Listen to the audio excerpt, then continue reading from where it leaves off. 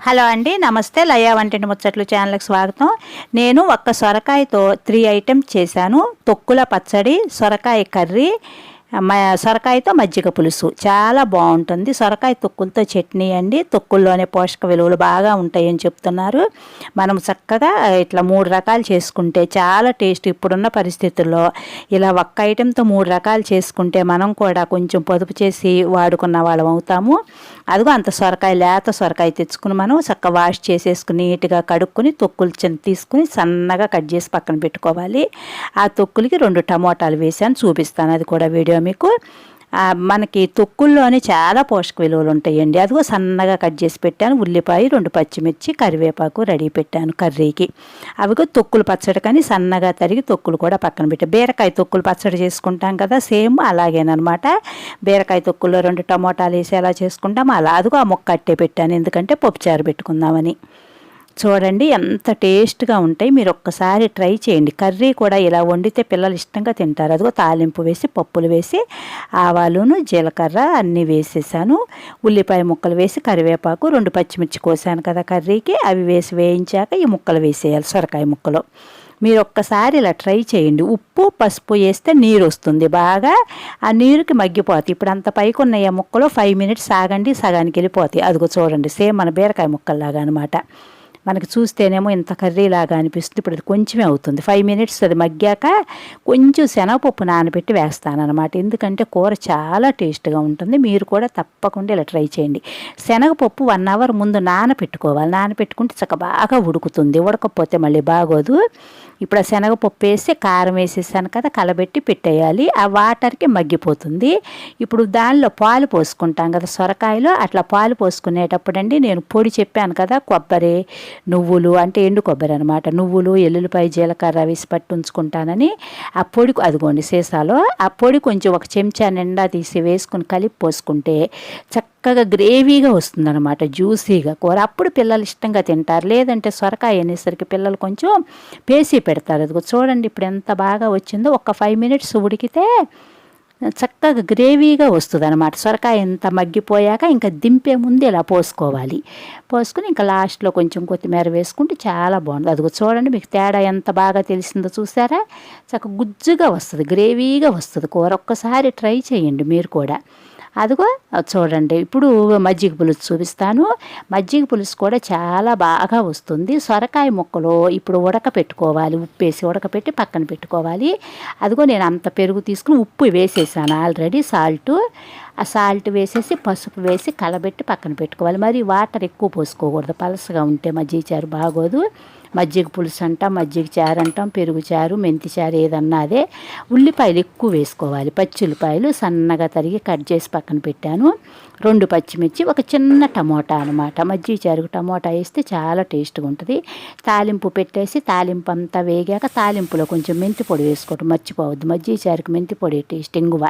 అదిగో సొరకాయ ముక్కలో ఉప్పు పసుపు వేసి ఉడకపెట్టిన ముక్కలు అనమాట.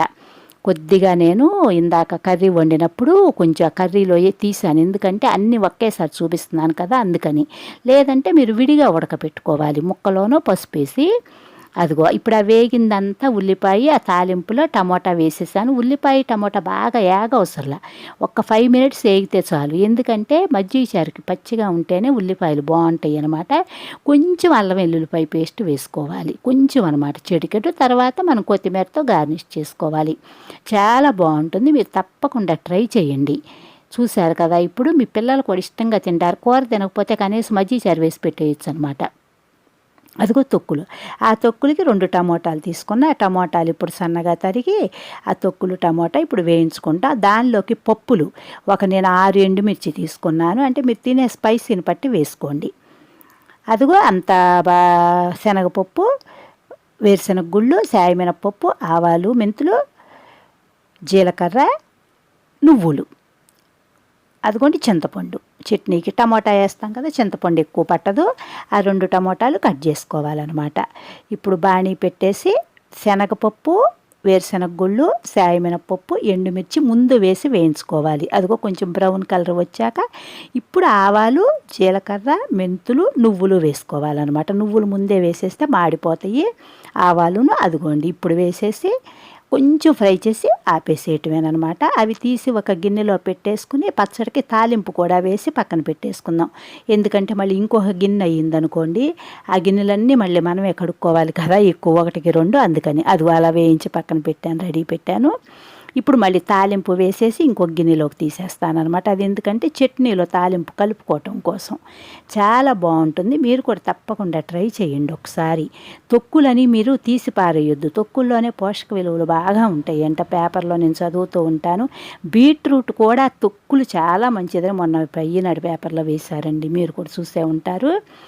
మనం బీరకాయ ఎలా చేసుకుంటామో సేమ్ అలాగే సొరకాయ చాలా టేస్ట్గా ఉంటుంది. బీరకాయ తొక్కులు చేసుకుంటాం కదా, అది ఆవాలు జీలకర్ర వేసాను. ఇప్పుడు మెంతిపొడి వేసుకోవాలి. రోటి పచ్చట్లో చారుల్లో మెంతిపొడి వేసుకుంటేనే టేస్టు. తప్పకుండా వేసుకోండి మీరు. ఇంకొంచెం ఇంగువ, అదిగో కరివేపాకు. ఇప్పుడు ఆ తాలింపు ఒక గిన్నెలోకి తీసేసుకుని మళ్ళీ ఆ బాణీలోనే ఏం చేశానంటే అదే తొక్కులు వేసేసాను. కొంచెం ఆయిల్ వేసుకోవాలి. ఇప్పుడు టమాటా ముక్కలు కట్ చేశాను కదా, అవి కూడా వేసేసుకోవాలి. ఇప్పుడు నీరు వస్తుంది, టమాటా వేసాం కదా, కొంచెం ఉప్పు పసుపు వేసి మూత పెట్టేస్తే బాగా నీరు వస్తుందన్నమాట. ఆ నీరు అదిగో తాలింపు తీసి దానిలో పెట్టుకున్నాను గిన్నెలో. ఇది ఇప్పుడు పట్టేసి దానిలో కలిపేస్తాను అనమాట. ఉప్పు పసుపు వేయండి, వేసి మూత పెట్టేయండి. తొక్కుల్లో చాలా పోషక విలువలు ఉంటాయంట. సొరకాయ చాలామంది తొక్కు తీయకుండా కూడా వండుకుంటారు, లేత సొరకాయ. అదిగో చూడండి, ఉప్పు వేసాను, పసుపు వేసాను. మనం లేత సొరకాయకి బెజ్జాలు పెట్టేసి కూడా వండుకుంటాం కదా, అప్పుడు తొక్కు తీయం కదా మనం.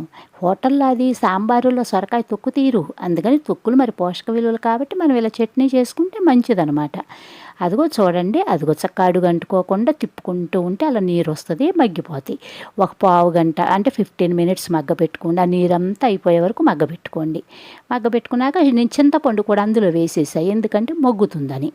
ఇప్పుడు నేను ఆ వేయించిన పప్పులు ఉన్నాయి కదా, ఎండుమిరగాయలు, అవన్నీ జార్లో వేసి అందులో 4 ఎల్లుల్లిపాయ గర్భాలు వేసుకోవాలి మర్చిపోకుండా.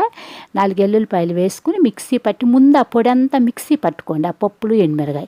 తరువాత మనం ఈ వేయించిన తొక్కులు నూనె టమాటా వేసి మిక్సీ పట్టుకోవాలి. అదిగో చూడండి, చట్నీ అలా వచ్చింది.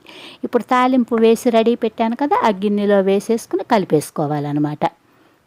అదిగో చూడండి, అలా కలిపేశాను. ఎంత టేస్ట్గా 3 ఐటమ్స్ వచ్చాయో చూడండి. ఒక్క సొరకాయ, ఇంకా ఆ ముక్కతో పప్పుచారు కూడా పెడతానమాట, అంటే 4 ఐటమ్స్. మీరు నా ఛానల్ చూడండి, చూసి సబ్స్క్రైబ్ చేసుకుని నాకు సపోర్ట్ చేస్తారనుకుంటున్నాను. అందరికీ షేర్ చేయండి, తప్పకుండా నా ఛానల్ మీకు నచ్చుతుంది. చూడండి, సబ్స్క్రైబ్ చేసుకోవడం మర్చిపోకండి. Thank you.